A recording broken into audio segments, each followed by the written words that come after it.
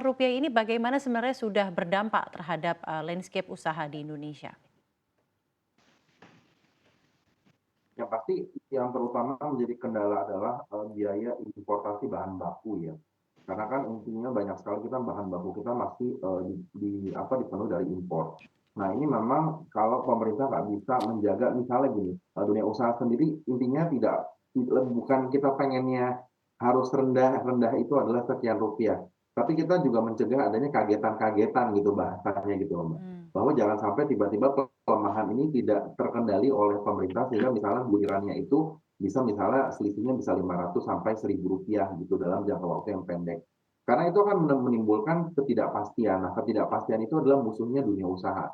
Ketika ketidakpastian itu tidak dapat dikendalikan, maka ekspektasi kita terhadap industri ataupun keyakinan kita dalam melakukan ekspansi dalam jangka menengah dan jangka panjang itu pun akan tidak menjadi menarik lagi. Nah, itu sebetulnya membuat harapannya adalah pemerintah bisa mengendalikan tadi gitu, bahwa ketika Mbak Dian tadi sampaikan, ketika misalnya potensi pelemahan rupiah ada, ya segeralah beroperasi, tanda petik, hadirlah di pasar, melakukan serapan-serapan terhadap misalnya kebutuhan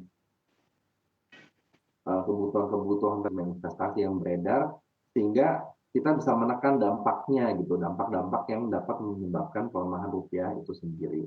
Kurang lebih seperti itu. Tapi secara umum dampaknya sih, eee saat ini nih jujur saja ya, ketika misalnya kita ada peningkatan biaya produksi, itu pasti akan tanda petik di-pass over ke konsumen.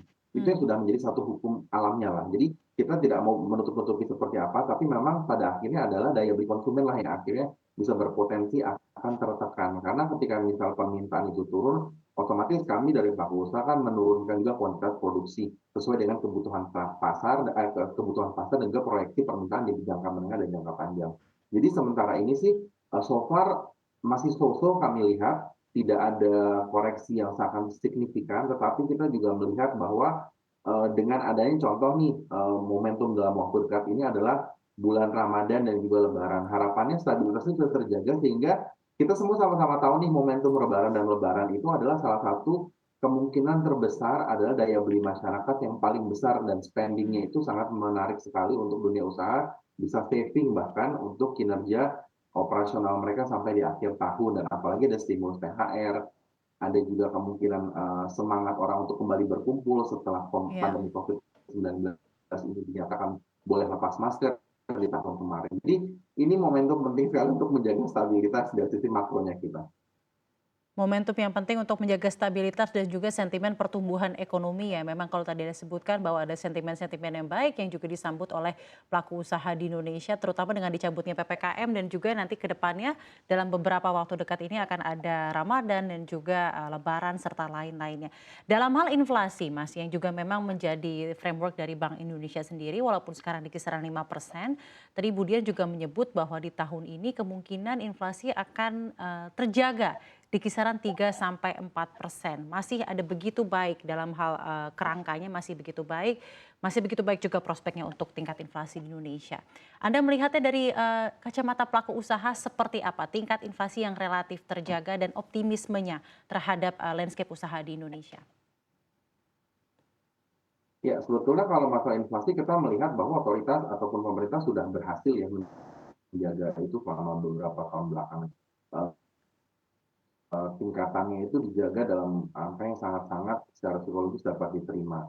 Tetapi yang menjadi catatan kami adalah bagaimana pemerintah memaksimalkan ataupun memastikan bahwa angka tersebut tercermin merata di seluruh provinsi. Hmm. Karena kita masih melihat Ya, disparitasnya lebar-lebar sekali ya. di pulau-pulau di luar, Pulau Jawa misalnya, di Pulau Sumatera, di Kepulauan Maluku, dan kemudian di Sulawesi. Hmm. Itu angka inflasinya yang di tingkat regionalnya itu tidak menggembirakan.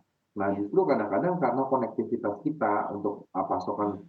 barang dan juga jasa itu sekarang sudah borderless dan juga kita tahu bahwa Hmm.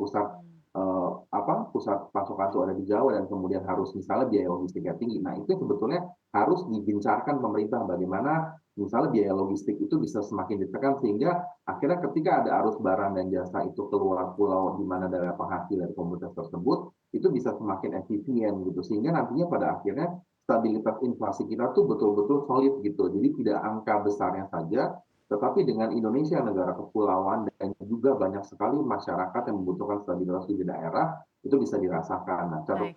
catatan itu saja sebetulnya yang paling penting perlu Mhm. dilaksanakan oleh pemerintah.